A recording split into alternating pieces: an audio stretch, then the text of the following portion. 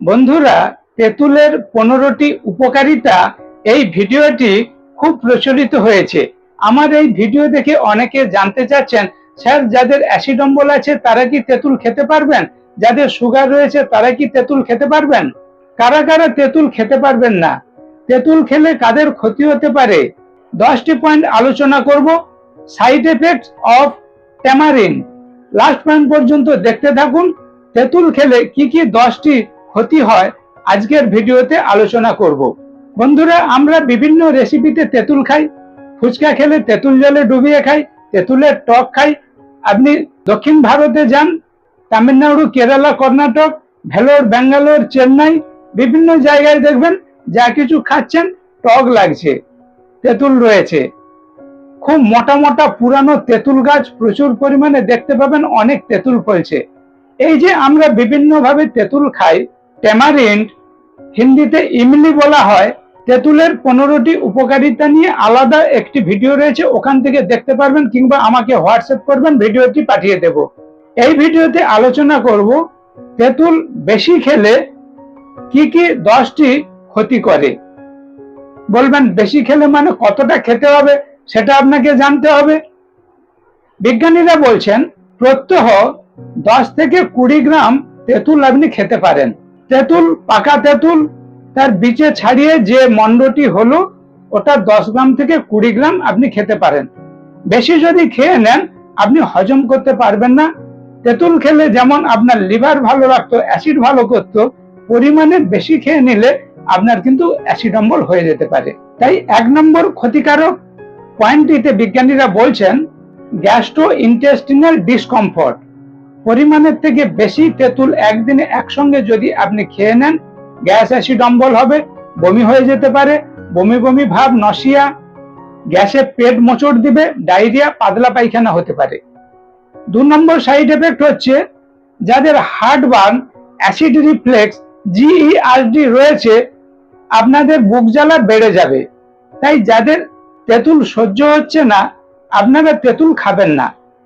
আমাদের যে digestive enzyme secretion হয়, হজম করার পরে অ্যাবজর্পশনে হেল্প করে, সেই জায়গায় ব্যাঘাত হবে। তাই তেঁতুল স্বাভাবিকের থেকে বেশি খাবেন না, আপনার হজমের গোলমাল হবে, নিউট্রিশন অ্যাবজর্পশনে ব্যাঘাত হবে, অ্যাসিড রিফ্লাক্স, জিইআরডি বেড়ে গিয়ে গলা বুক জ্বালা বেড়ে যাবে। তেঁতুলের 3 নম্বর সাইড এফেক্ট হচ্ছে অ্যালার্জিক রিয়াকশন। যাদের তেঁতুলে অ্যালার্জি হয়, আপনি তেঁতুল খেয়েছেন, আমবাত বেরিয়ে যাচ্ছে, র্যাশ বেরিয়ে যাচ্ছে, স্কিনটা চুলকাচ্ছে, ফুটোচ্ছে, আপনি তেঁতুল খাবেন না। যাদের তেঁতুলে অ্যালার্জি রয়েছে তেঁতুল খাবেন না শুধু না, তেঁতুল গাছের কাছ দিয়ে যাবেন না। তেঁতুল গাছের হাওয়া আপনার নিঃশ্বাসে শরীরে ঢুকলে আপনার অ্যালার্জি হবে। তাই তেঁতুলে যাদের অ্যালার্জি রয়েছে আপনারা তেঁতুল থেকে দূরে থাকুন। তেঁতুল হাত দিয়ে দেখবেন না, কাঁচা তেঁতুলও খাবেন না। তেঁতুলের 4 নম্বর সাইড এফেক্ট হচ্ছে ব্লাড সুগার লেভেল বাড়িয়ে দিতে পারে।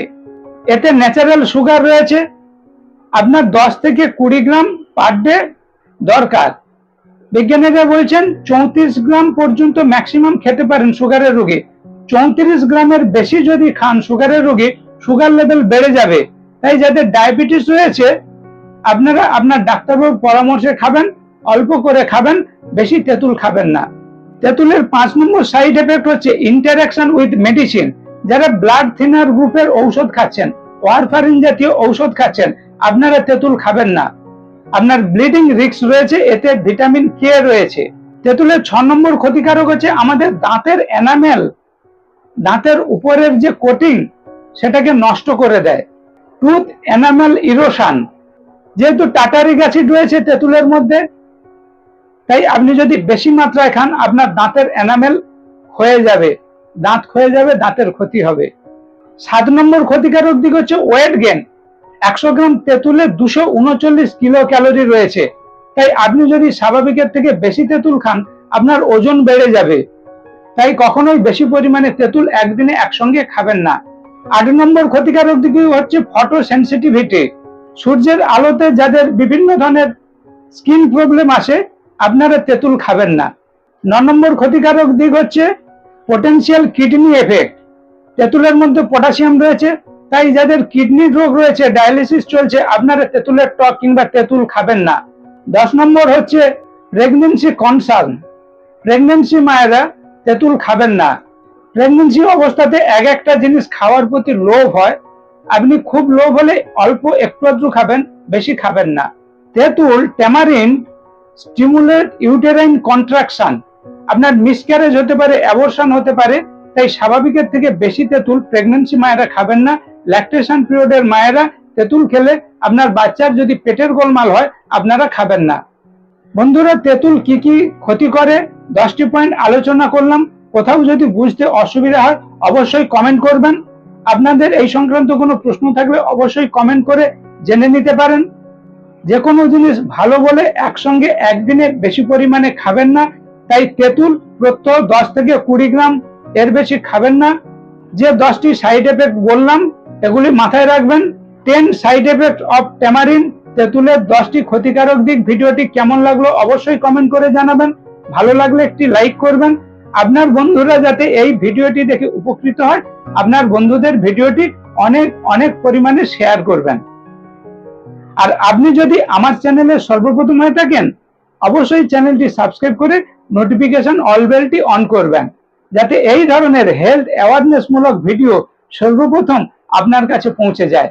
স্টে হেলদি, স্টে হ্যাপি, সুস্থ থাকবেন, ভালো থাকবেন। দেখা হচ্ছে এই ধরনের নেক্সট আপনার বাড়ির খাদ্যের কোনো ভিডিওতে।